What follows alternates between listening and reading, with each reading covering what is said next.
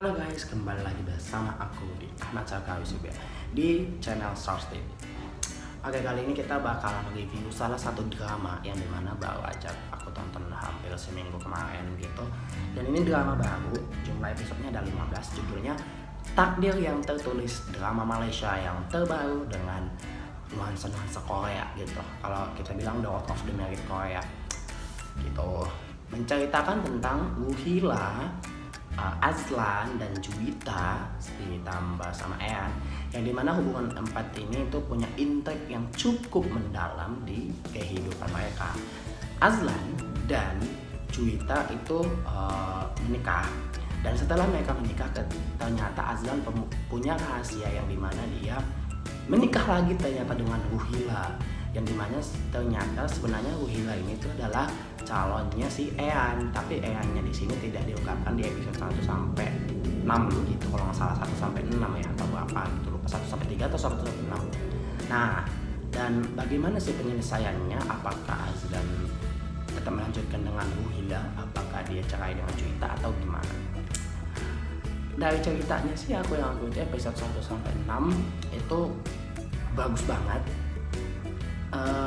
Naik konfliknya itu aku suka, dan karakter yang paling aku suka di sini sebenarnya Juwita, karena walaupun dia sini barbar, cukup cuek, sensitif apa gitu, tapi malah di sini tuh karakter Juwita malah dikembangin dengan bahwa dianya tersakiti, walaupun dia punya karma, tapi karma yang dia rasakan itu bukan sesuatu karma yang bersalah, karena awalnya yang membuat salah itu sebenarnya si Ruhila gitu dan Azlan gitu, bukan Juwita gitu.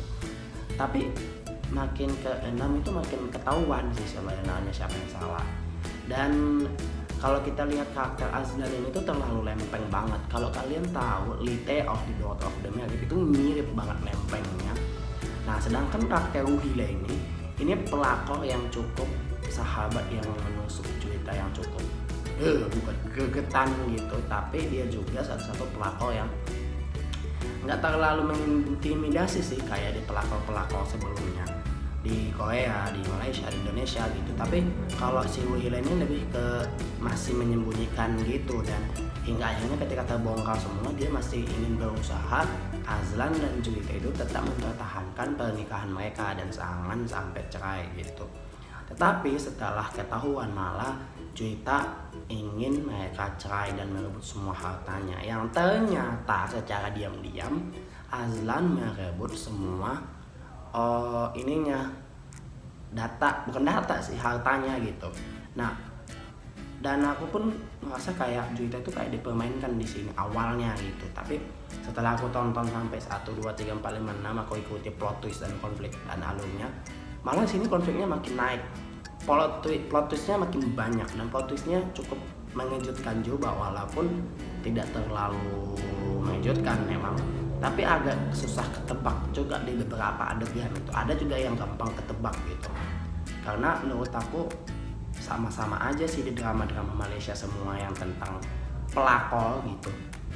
Nah, untuk gambarnya aku suka banget, cara pengambilannya pun halus banget, dan sinematografinya pun halus banget. Aku suka perpaduan antara sinematografi dengan pengambilan gambar itu bagus. Dan scoring musiknya ini tuh ya masih sama lah dengan drama yang sebelumnya aku review yang berjudul Bidadari Salju kalau nggak salah. Tapi menurut aku ini penyutradaraannya cukup memuaskan sih, karena memanjakan mata banget dengan gambar yang dia berikan gitu ya. Khas-khasnya Malaysia sih masih terasa gitu. Dan mungkin ini masih terasa kayak drakor gitu, karena ada beberapa adegan itu terasa kayak itu tone-nya drakor gitu, bukan adegan drakor tapi tone-nya drakor gitu. Nah, malah aku bagus juga gitu, dan aku merasa kayak oke lah gitu, ini cukup bisa lah diinikan gitu, ditonton sampai habis. Nah, karena aku nontonnya baru sampai episode 6, jadi aku belum nonton sampai 7, 8, 9, sampai 15 gitu, karena memang lagi ongoing juga di Malaysia, lagi ongoing juga di WeTV dan iFlix. Makanya aku nontonnya baru sampai episode 6, dan katanya ini udah di-upload 7, 8, 9, dan aku tonton dulu gitu kan. Tapi untuk sampai saat ini untuk sampai episode 6 itu aku suka. Di satu itu kita awalnya itu kayak belum paham gitu, di masuk kedua kayak oke gitu aku bilang. Masuk 3, waduh makin amburadul lagi, makin ambiar lagi hubungannya.